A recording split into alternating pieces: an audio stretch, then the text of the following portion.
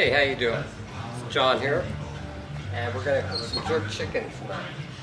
First thing to do, turn on your gas. Don't wait too long, you might blow yourself up.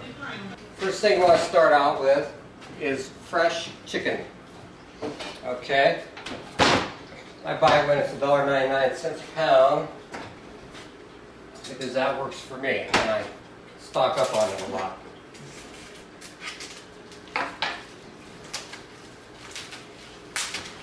So you take your chicken. First thing you really want to do is defat. Nobody likes fat chicken, right? No good for you. By the way, I only use these for cooking because, well, for obvious reasons. You don't want to do strange things to your cat or anything else for that matter. So we just snip it off.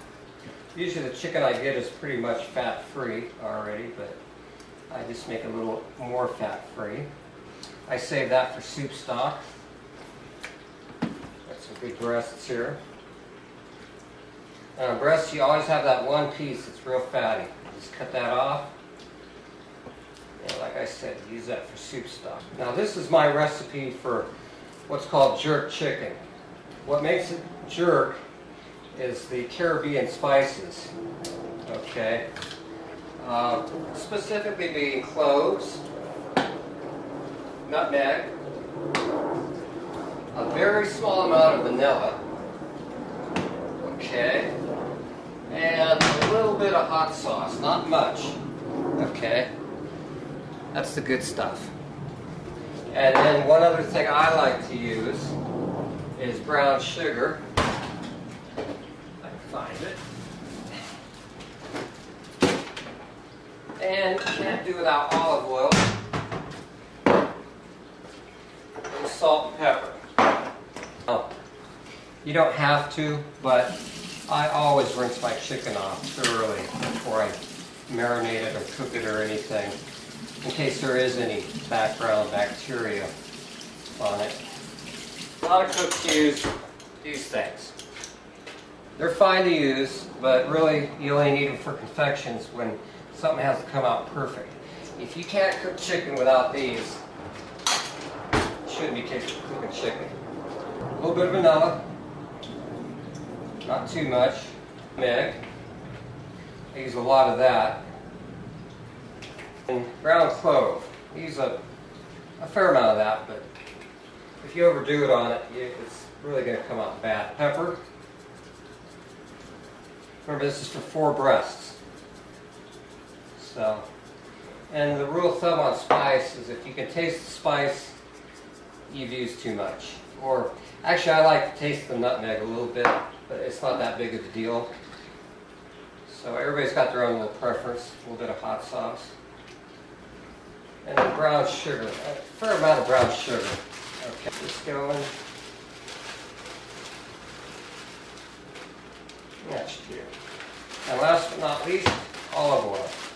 What the olive oil does is, first of all, keeps the chicken from sticking so much to the grill, but it also keeps your chicken from browning prematurely. Any little brown sugar clumps you got in there. It's going to be delicious. Finger looking good.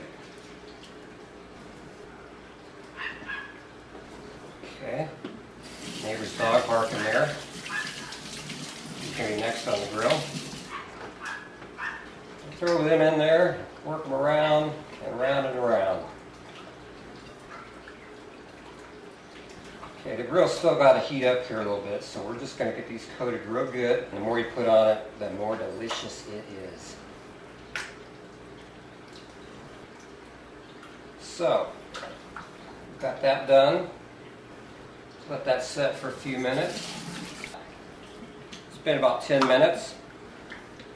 So we'll be out there pretty quick. But we're going to give these one more turn. That there is Lazarus. Now he's a lucky little guy. Why? I'm going to tell you why.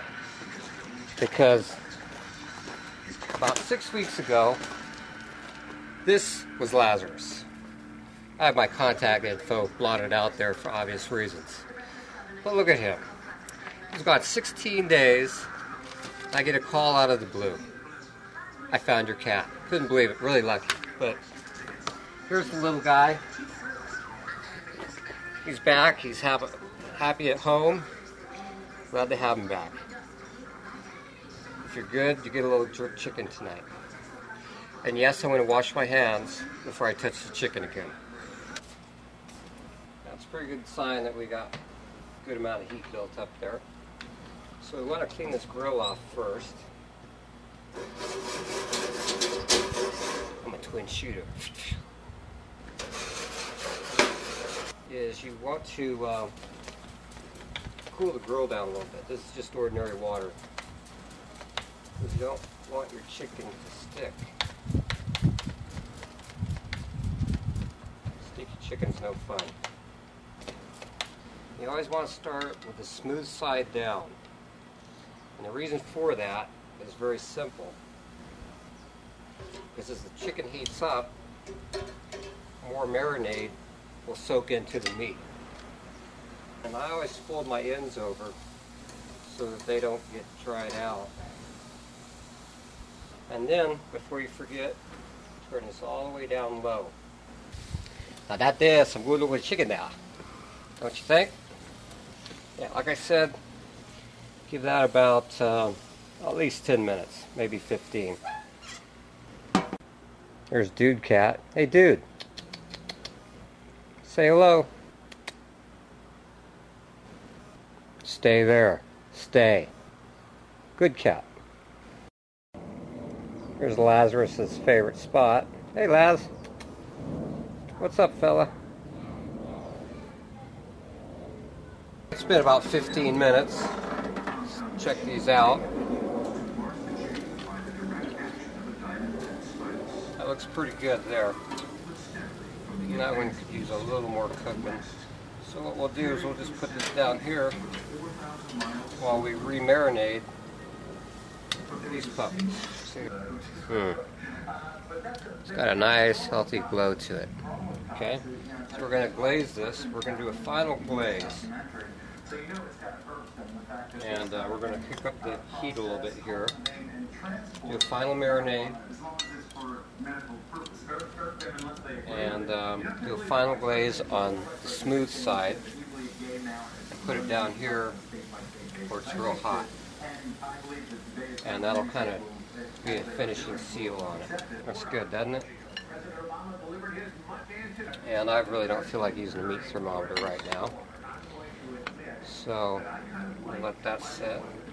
We're going to let this grill burn off a little bit. I like to nuke my chicken for 6 minutes on power level 2. Now that's for 4 breasts. The idea here is if you cook it on too high heat, it's going to spot cook it. You're going to get dry spots. And what you're really doing on power level 2 is you're bringing the power level way low, and you're basically kind of steaming it. Now what we have here is the finished product, chicken curry. And the big difference between this and chicken mole is, we don't have chicken curry. We have jerk chicken. Chicken curry has curry in it, and that's also called chicken mole. I'm allergic to curry, so I can't eat that. But the one thing that distinguishes jerk chicken is ginger and nutmeg. Some recipes use cinnamon. I don't like it. I think it kind of ruins the flavor. It smells good.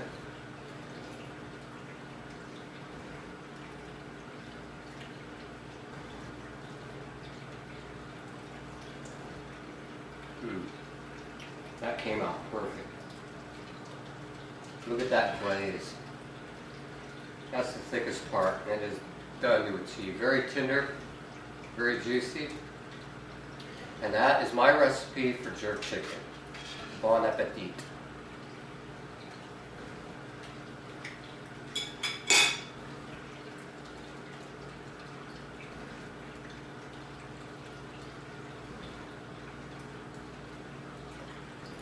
Cheers.